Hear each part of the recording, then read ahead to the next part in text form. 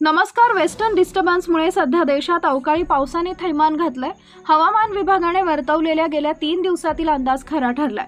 राज्याच्या विविध भागात अवकाळी पावसाने हजेरी लावली आहे. गेल्या 2 दिवसापासून वादळी वारे, गारपीट आणि पावसामुळे पिकांचं मोठ्या प्रमाणात नुकसान झालंय. हातातोंडाशी आलेला घास हिरावल्याने शेतकरी संकटात सापडलाय. रब्बी हंगाममधील गहू, हरभरा, मकासह फळ पिकांना फटका बसला असून शेतकऱ्यांचं मोठं नुकसान झालंय. सर्वाधिक फटका विदर्भ, मराठवाडा आणि उत्तर महाराष्ट्रातील काही जिल्ह्यांना बसलाय.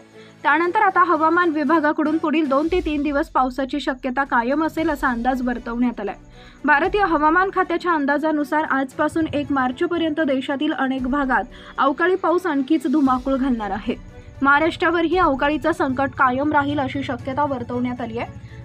राज्यात 1 मार्चपर्यंत मराठवाडा, विदर्भासह पश्चिम महाराष्ट्रातील काही जिल्ह्यांमध्ये विजांच्या गडगडाटासह पावसाची शक्यता वर्तवण्यात आली आहे. काही ठिकाणी गारपीट होण्याचाही अंदाज वर्तवण्यात आलाय. शेतकऱ्यांनी काढणीस आलेली पिके झाकून ठेवावी असा सल्लाही हवामान खात्याकडून देण्यात आलाय. आजपासून मार्च 1 पर्यंत राज्यात अवकाळी पाऊस होण्याची शक्यता आहे. विदर्भातील अकोला, अमरावती, बुलढाणा, वर्धा आणि नागपूर शहराला पावसाचा इशारा देण्यात आलाय. या भागात मेघगर्जनेसह आणि विजांच्या कडकडाटासह पाऊस होण्याची शक्यता वर्तवण्यात आली आहे. आज मध्य महाराष्ट्रात, जळगावमध्ये आणि मराठवाड्यातील काही जिल्ह्यांमध्ये मेघगर्जनेसह पावसाची शक्यता आहे.